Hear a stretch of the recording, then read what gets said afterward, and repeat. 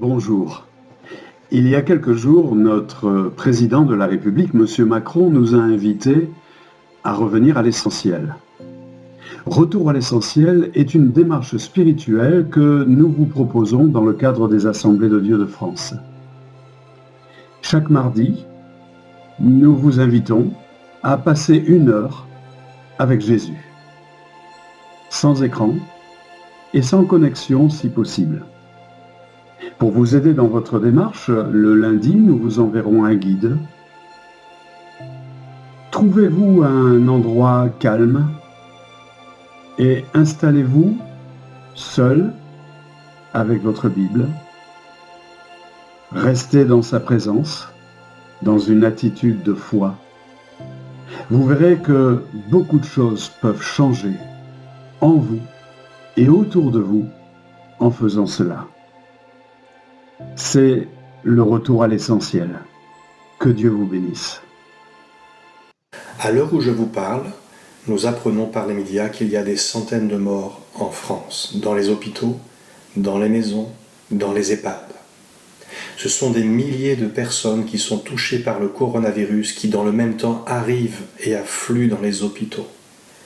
Cette situation inédite et dramatique me fait penser à ce texte de Paul aux Philippiens au chapitre 4, verset 6. « Ne vous inquiétez de rien, mais en toute chose faites connaître vos besoins à Dieu par des prières, des supplications, avec des actions de grâce. » Nous sommes à une époque où il n'est plus question de faire monter à Dieu ses prières pour soigner quelques petits bobos, pour exprimer des caprices qui exprimeraient même une superficialité de notre foi.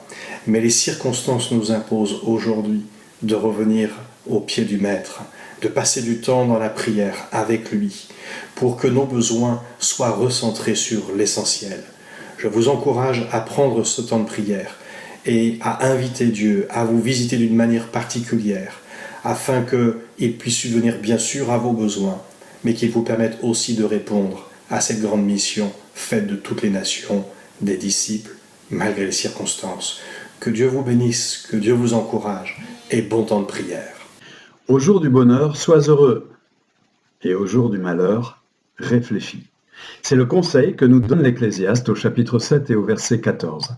Réfléchir, fléchir sur soi, rentrer en soi. Nous sommes astreints à un confinement physique, mais ici, Dieu nous invite à un confinement spirituel, quelque chose de très personnel. Avez-vous remarqué qu'il est fait mention 3 fois dans la vie de l'apôtre Pierre qu'il a réfléchi? Je vous invite à retrouver ces 3 passages dans votre Bible et vous remarquerez qu'après, les choses n'ont plus du tout été pareilles pour l'apôtre.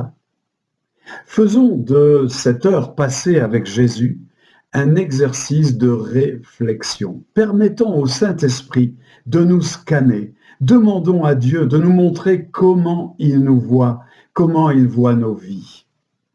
De la même façon que le respect du confinement viendra à bout de ce virus, il est impossible de pratiquer ce retour à l'essentiel sans qu'il n'y ait de changement dans nos vies et dans nos entourages.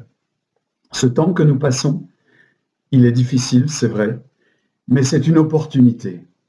Saisissons-la et que Dieu vous bénisse.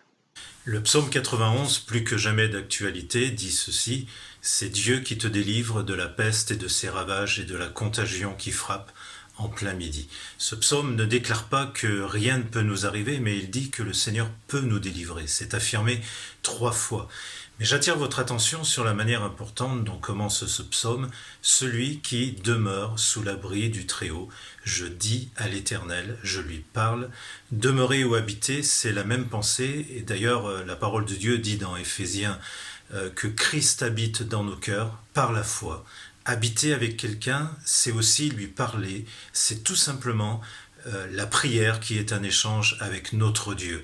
Alors élevons nos voix tous ensemble vers le Seigneur, parlons-lui ensemble et demandons à Dieu la guérison et la délivrance pour notre pays, pour l'Europe, pour le monde, et laissons-le aussi nous parler. Et qu'au travers de cette lourde épreuve, beaucoup cherchent la face du Seigneur et expérimentent aussi le salut, la paix et la délivrance.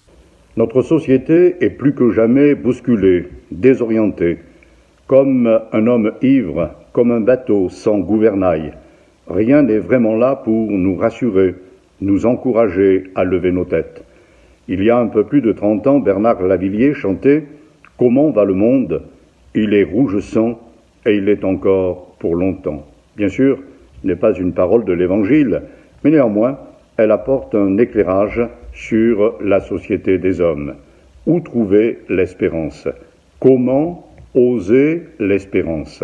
Oser signifie ne pas craindre, avoir du courage, de l'audace.